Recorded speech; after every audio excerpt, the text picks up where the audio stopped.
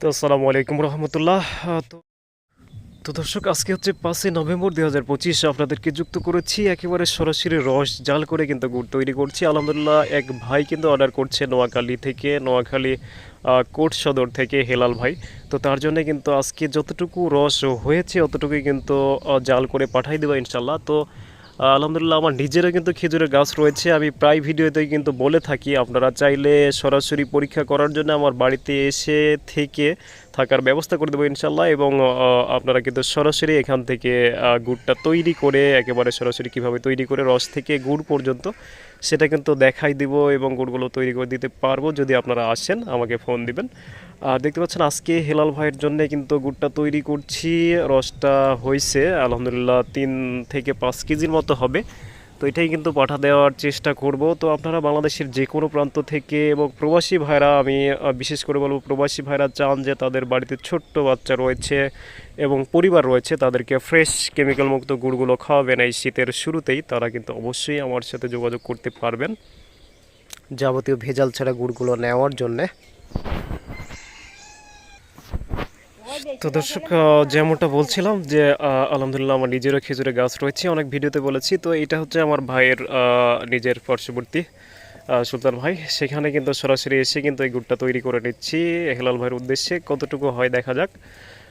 তবে অবশ্যই fresh chemical মুক্ত গুড়গুলো খেতে হলে অবশ্যই রাজশাহী থেকে নিতে হবে এবং আমার সাথে যোগাযোগ করতে হবে। আমি চ্যানেল মালিক নাজমুল হক, আমার সাথে আমার নাম্বারে কিন্তু সরাসরি কল করতে পারেন, অথবা প্রবাসী ভাইরা হোয়াটসঅ্যাপ ইমোতে কিন্তু নক দিতে পারেন।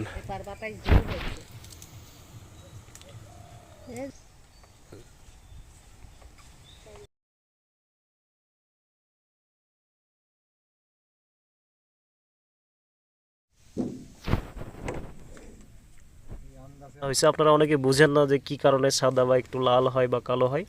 তো আসলে চুনটা কম দিলে আসলে অতিরিক্ত চুনটা দেওয়াও ঠিক না। তো আপনারা অনেকেই একটা ভুল ধারণা রয়েছে যে গুড় লাল হলে বা কালো হলেই ভালো। সুলতান ভাই অভিজ্ঞ গাছি, তার বাড়িতে কিন্তু আমার ভাই বাড়ির পাশে বাড়ি। তো তার থেকে আমি সরাসরি গুড়টা সংগ্রহ করছি। তো তার থেকে জানার চেষ্টা করবো যে আজকের গুড়টা একটু সাদা কালার হলো, এটার কারণটা কি? ভাই আমার হাটে এখনো চুন উঠতে লাগেনি, এই নতুন ভালো চুন উঠলে আসি। তার মানে কি চুনটা কম আছে? কম আছে যদি চুন কম দেওয়া হয় তাহলে কি কোনো অসুবিধা হয় বা কি কি হয় আসলে? চুন কম হলে গুড় স্বাদ হবে, গুড় খুব খাইতে ভালো হবে। না, অনেকেরই একটা ভুল ধারণা আছে না, যে চুনে গুড়টা লাল হওয়া বা ওই কালো রস হওয়া মানে মানে ভালো, এরকম অনেকে মনে করে। আর হলো সাদা হওয়া মানে কি চিনি টিনি দেওয়া আছে এরকম ভাবে। না না, চিনি দেওয়া নাই। চিনি দেওয়া নাই? এমনি চিনি না দিলেও চুন না দিলে গুড় সাদা মানে হয়। চুনের বিষয়টা অনেকে বুঝতে পারে না যে আসলে চুন বেশি দিলে চুনের রস ঠান্ডা করে হয়তো ভাবে যে চুন রসটা বেশি দিলে সাদা হয়, সাদা হয়, এ লাল হয়। কিন্তু এই বিষয়টা হলো চুন বেশি দিলে গুড়টা লাল হয়, লাল হয় আর চুন যদি কম দেওয়া হয় তাহলে গুড়টা একটু সাদা হয়। সাদা হয়, কিন্তু গুড়টা সুস্বাদু হয়, ভালো হয় আর কি। ভালো হয়। তো এই যে, তো এটা দেখতে একেবারে মিস। তো দর্শক দেখতে পাচ্ছেন আমাদের গুড়টা কিন্তু নামানোর পরে আমরা বয়ামে ভরেছি। এখানে কিন্তু 4 কেজি গুড় আমরা পাইছি। তো এই গুড়টা আজকে মাশাল্লাহ একেবারে চুন কম ছিল, যে কারণে একটু সাদা কালার হয়েছে।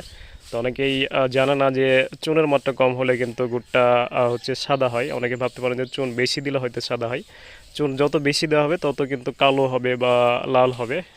তো এই গুড়টা হালকা পাতলা চুনে কিন্তু অনেক সুন্দর একটা গুড় এবং অনেক ঘন একটা গুড় আর কি। তো দানাও হয়ে যাবে ইনশাল্লাহ, প্রায় দানা হয়েই গেছে আপনারা যেমনটি দেখতে পাচ্ছেন।